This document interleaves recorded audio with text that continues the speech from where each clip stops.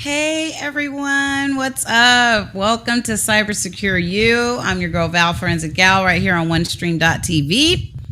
Um, Welcome. We're not on time today, but we are on the air. You can hear it. Is it super loud? Okay, that was the fan, y'all. Sorry. Um, we're not on time, but we did manage to get on the air today on Friday. So whoop whoop, we did it.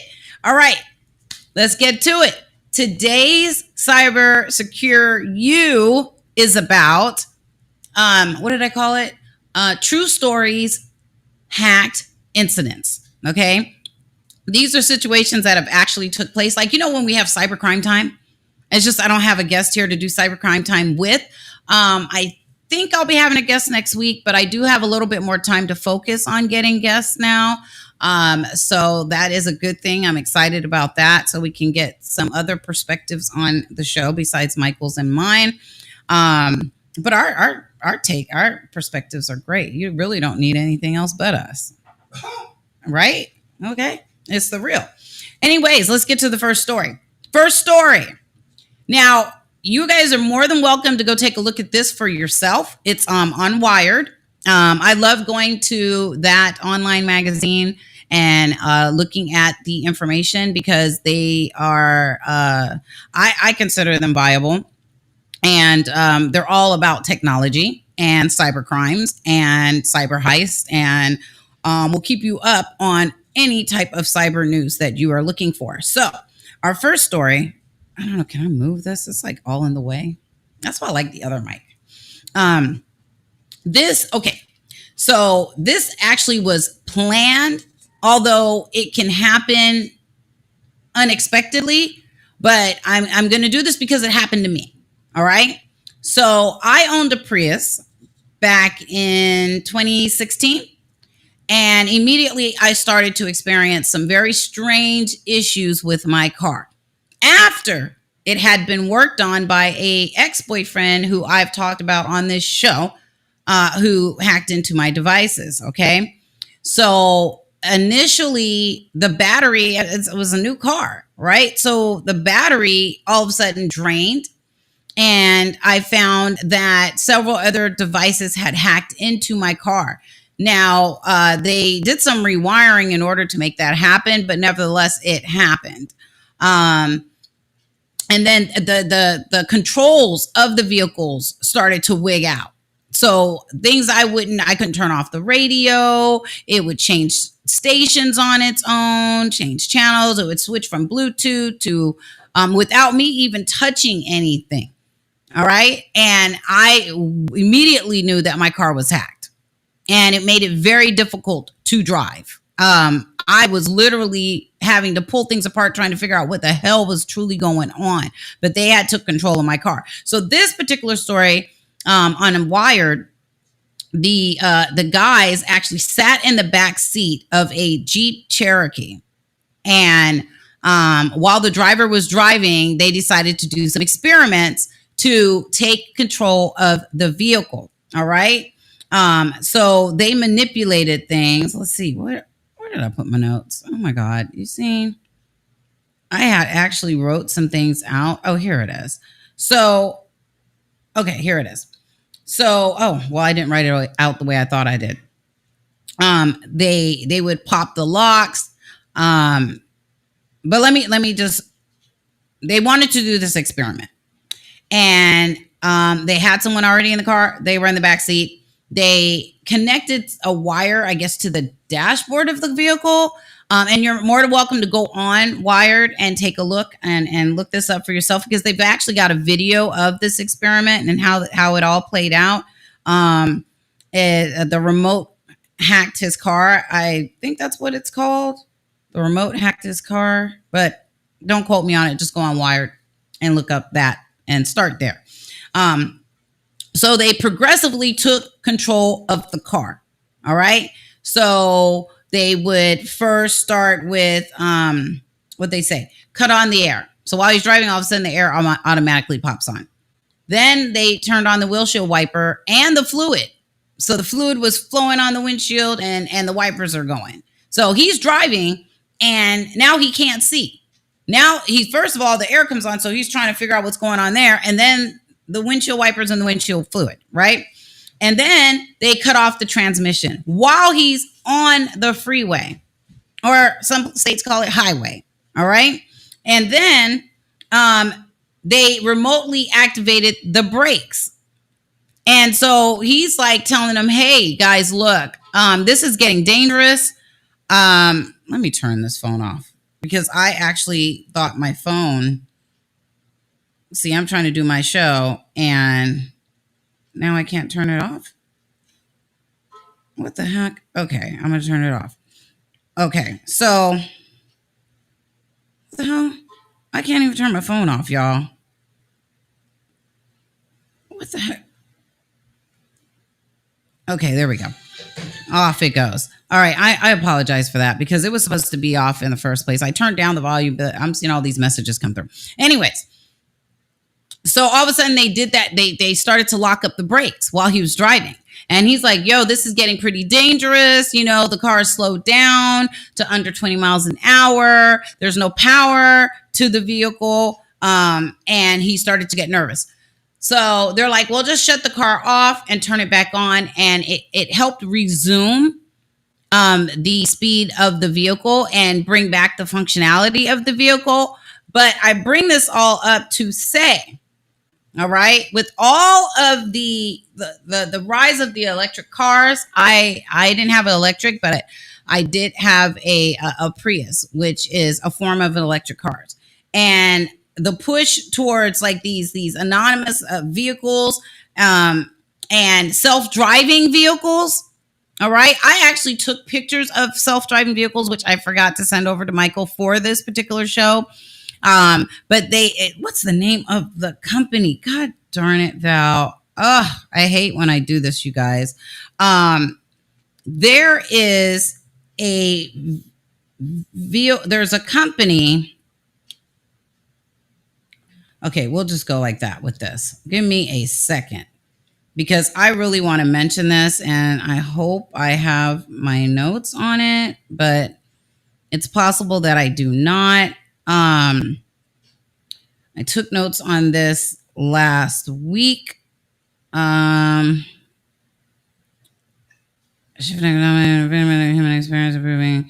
You know what? I don't think I have my notes on it. Oh, gosh darn. I may have to just bring it up on another show. This sucks. Sorry, guys. Yeah, sorry about that. This sucks. So there are self-driving vehicles out there right now on the road, mapping out the road. And I've seen the news on it. They're doing experiments on it where people are actually utilizing the vehicle. So you can use your phone and you can order the vehicle, order your ride. Basically, the vehicle will pull up to exactly where you're at. And in order for you to get in the vehicle, I guess you have to punch in a code. The door handles pop out. You get in. There's no one behind the wheel. Freaky shit. It's so freaky. No one's behind the wheel. You get in the car. You sit comfortably, and the car basically takes off and drives while you're sitting in the back seat. No one at the wheel. So there are some major concerns with that for me, as well as it would be for anybody. Like what, and I tell my daughter when it comes to driving, honey, I'm not so much concerned about how you're driving. I'm concerned about how other people are driving. All right. And these electric vehicles are supposed to be able to control for human error. So let's say if another car is driving at really fast speeds or swerving, then the autonomous vehicle would be able to detect that and I guess get out the way. But I'm not even sure of that. Like how much more quickly can they react to something that can happen spontaneously, right? I don't know. I'm confused about how that would work. You know what? When I have the guest on next week, if he's back in town, I'm going to ask him because it's a major concern. The safety issues. They're throwing all this stuff at us, right? I feel like it's just like anything, just like with AI. Let's put it that way. Just like with AI. They're wanting us to use this. Oh, use chat GPT and let it do your work for you. But they haven't really fixed all the bugs. They're throwing us stuff out. They haven't made sure that all the I's are dotted and the T's are crossed. But we're jumping in there and using it because we're excited because it cuts down on the time that we have to spend on doing something because something else this computer can do it for us. Not even realizing that, wait a minute, this probably isn't all the way complete yet. And it's even more dangerous when we're talking about vehicles driving itself. Like, how scary is that shit? Well, that's part of relieving the support department and the support engineering department, which did the quality control. Those particular departments were kind of shaven and the fat was trimmed off. So you got, in many situations, bare minimal customer support. And so the rule was, let's just throw it out there and let's get the feedback back and feed the bugs after we throw it out there. There's something called alpha testing. Yeah, alpha, beta. Yeah, where you test it internally within your organization. Then beta, you send it out to some elite people out in the field, and they give you feedback. And then you system out in the viewing public. But maybe many of those cases, they're just going right to the public with minimal quality control. Exactly. So there's no real form of trial and error. And the testing of it's not complete. So, like I said, again, we get excited, we jump out there, we get these cars, and then it can be controlled so easily. I mean, I think I mentioned this before. Like, I've seen people sleeping in the Teslas while the car is driving. And the car is swerving. That's what's weird about it. So if the car can drive itself, would it not know not to swerve? Why are you swerving? I didn't see any other car swerving, but that car was swerving. So I don't know, y'all. I feel as if I feel like the end of the world is coming. Really, I feel like it's coming. It's here, basically, and we're trying to do everything we can as quickly and easily as possible, and no one's taking the time. This is why the gentleman from Google, I forget his name, Stanley or something like that, the guy that created AI, decided, hey, I am not going to continue on because this is not safe for humanity. We really are going to find ourselves in a very scary world soon. And I say scary because I mean scary. That's why I'm using that particular word, scary. All of the, I guess you call it, premonitions from the Matrix have come true or are about to come true. Now, here's the thing. Everybody talks about the Matrix. I have tried to watch this show or movie many times and I keep falling asleep on it. I need to go rewatch it because apparently this is the world we're living in the Matrix. Now tell me, just give me the gist of the Matrix. Is it Keanu Reeves and Lawrence Fishburne are doing what? Well, we got a new reality, virtual reality, that has already taken place in the world. Okay. And so let's imagine we move into the future 100 years. Well, in 100 years, most of the people are living inside an artificial intelligent virtual reality world. So right now, we're about to enter that world. But imagine 100 years from now, people are born into that world and they don't even know this world exists. Wow. Okay.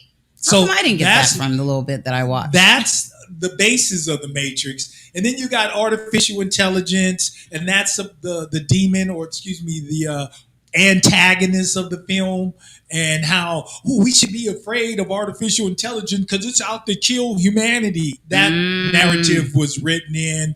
You got people being possessed and doing violent things, i.e., guy, 80-year-old, shoots a person at Amazon Marketplace because he's got an argument with a 30 to 40-year-old over a chick. What You the do the hell? math. Okay. Anyways, all right, Michael. What? Anyways, I mean, I guess That's a real story. That happened 2 Wait, weeks what ago. happened? You said in Amazon. What happened? In Amazon Fresh. Why you didn't send me the article? 80-year-old. Why my producer? Hello. Maybe she did. I don't know. An 80-year-old shot and killed somebody in the Amazon Fresh parking lot. Oh, I heard about that. I heard about that after we did the show last week.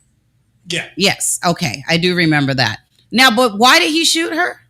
Supposedly they got into an argument over a girl. Oh, so that's just like a regular crime. Like the next one I'm going to talk about is a like crime of passion. Yeah, it's a crime of passion. It's something that happens regularly. It's not like it's unfounded. It's happened before. Okay, I'm trying to figure out how technology fit into that story. Well, I mean, Amazon Fresh, yeah, but okay, no. At 80-year-old, he's 80 years old. What 80-year-old have you ever seen to commit a crime, let alone murder? First of all, didn't Al Pacino and Robert De Niro both have children and they're in their 80s? That's a crime. Oh my God. I'm just saying. Hey, I'm just saying. Okay. Well, that's another subject. Maybe we can do something on that. And they didn't do it with me. That's the problem. But here's how it fits into the matrix. I'm saying those people are being possessed. They're being taken over, just like the artificial intelligence would just be able to beam inside a human being, take over its body, and then go ahead and fight Keanu or Neo in the movie. Keanu. Yeah, thank you, my bad. That's what's happening today.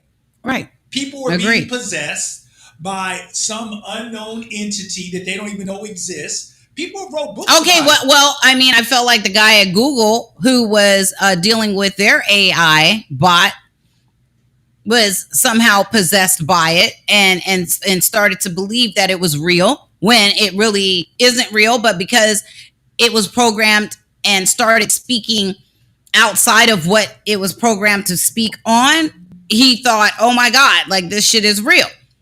And he was warning everyone, like, wait a minute, take care of her, not take care of it. He's developed feelings for it. I'm sorry? And you got a call? I got a coaching call. Oh, right now? Yeah, 3:30. Okay, well, can we switch to the next picture? Okay.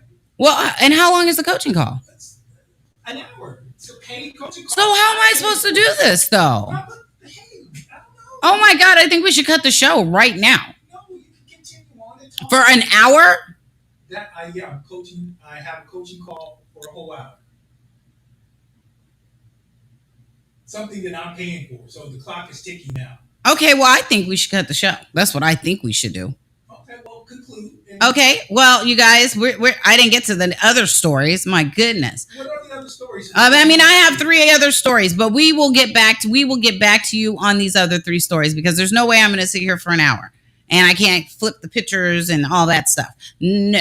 I need to be able to go through my pictures. All right, you guys. Give people a preview of what they're missing. Well, okay, so we have the locks at the hotel, right? We have the hotel rooms. Well, they've been developed this, but you have hackers that are making it their job.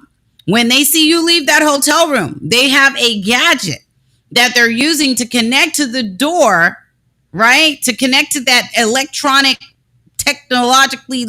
technological lock on there and open that thing up. Easy. No problem. Stuff they've actually seen that's been shared on like TED Talk or some shit like that. We'll have to get into that, but that is something we're going to discuss.